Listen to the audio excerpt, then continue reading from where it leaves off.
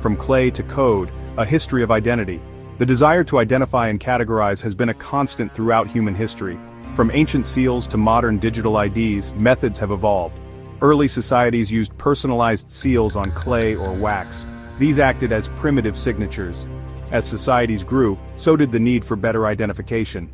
Paper and coinage introduced new documentation forms. The 19th and 20th centuries saw standardized IDs. Photography made IDs harder to forge. Today, digital IDs and biometrics offer new security.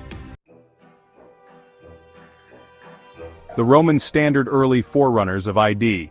The Roman Empire, known for its organizational prowess, played a pivotal role in the development of early identification systems. To manage their vast empire, the Romans established sophisticated methods for registering citizens and controlling movement. Roman citizens carried with them small portable diptych tablets. These tablets, typically made of wood or ivory, contained wax on their interior surfaces. These wax surfaces were inscribed with the citizen's name, place of origin, and legal status. These early forms of identification served as proof of citizenship and were crucial for accessing rights and privileges within the empire. This Roman system, while rudimentary compared to modern standards, highlights the long-standing human need for reliable identification methods. Beyond citizenship, the Romans also employed early forms of passports for travel within the empire. These documents, often made of durable materials like leather, granted permission for individuals to move between provinces. The Roman Empire's emphasis on documentation and record-keeping laid the groundwork for the development of more sophisticated identification systems in the centuries that followed. War and the rise of modern identification, the paper trail of identity. World War II marked a turning point in national identification. The need to mobilize populations led to widespread adoption of identity cards. Britain's National Registration Act of 1939 introduced a centralized system.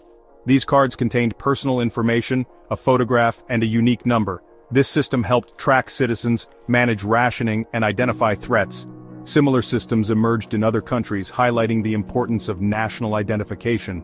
National identity cards remained in place long after the war. They became integrated into everyday life, used for voting and social services.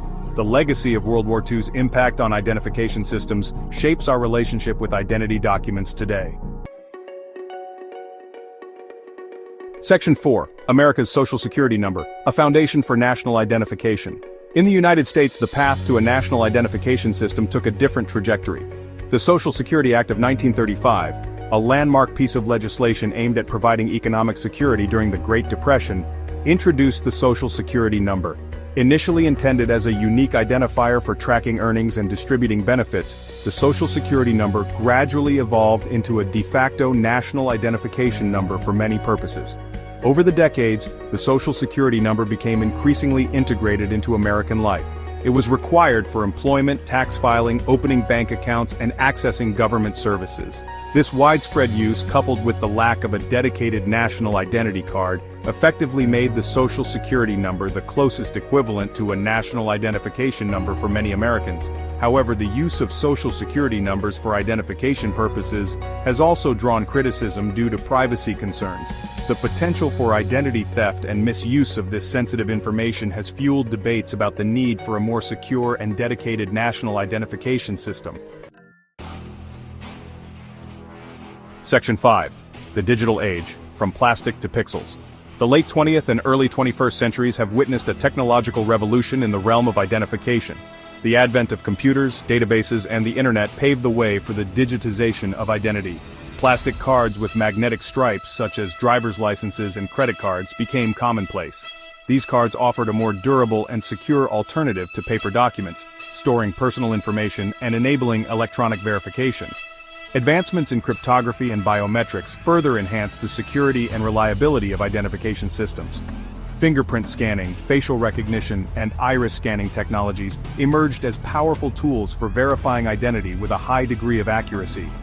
These technologies are increasingly integrated into border control systems, law enforcement, and even consumer electronics. The move towards digital identities is gaining momentum with the rise of mobile devices and cloud computing.